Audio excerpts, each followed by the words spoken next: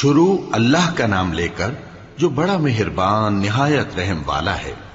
لوگو اپنے پروردگار کی عبادت کرو جس نے تم کو اور تم سے پہلے لوگوں کو پیدا کیا تاکہ تم اس کے عذاب سے بچو، جس نے تمہارے لیے زمین کو بچھونا اور آسمان کو چھت بنایا اور آسمان سے مے برسا کر تمہارے کھانے کے لیے انواع و اقسام کے میوے پیدا کیے، بس کسی کو اللہ کا ہمسر نہ بناؤ اور تم جانتے تو ہو۔ اور اگر تم کو اس کتاب میں جو ہم نے اپنے بندے پر نازل فرمائی ہے کچھ شک ہو تو اسی طرح کی ایک صورت تم بھی بنا لاؤ اور اللہ کے سوا جو تمہارے مددگار ہوں ان کو بھی بلا لو اگر تم سچے ہو۔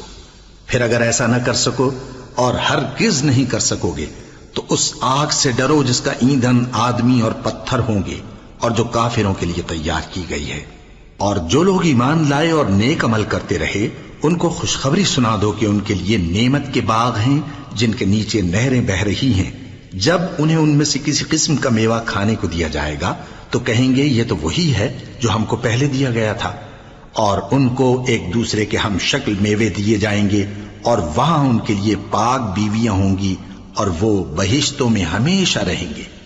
اللہ اس بات سے آر نہیں کرتا کہ مچھر یا اس سے بڑھ کر کسی چیز مثلا مکھی مکڑی وغیرہ کی مثال بیان فرمائے۔ اب جو مومن ہیں وہ یقین کرتے ہیں کہ وہ ان کے پروردگار کی طرف سے سچ ہے، اور جو کافر ہیں وہ کہتے ہیں کہ اس مثال سے اللہ کی مراد ہی کیا ہے۔ اس سے اللہ بہتوں کو گمراہ کرتا ہے اور بہتوں کو ہدایت بخشتا ہے، اور گمراہ بھی کرتا ہے تو نافرمانوں ہی کو، جو اللہ کے اقرار کو مضبوط کرنے کے بعد توڑ دیتے ہیں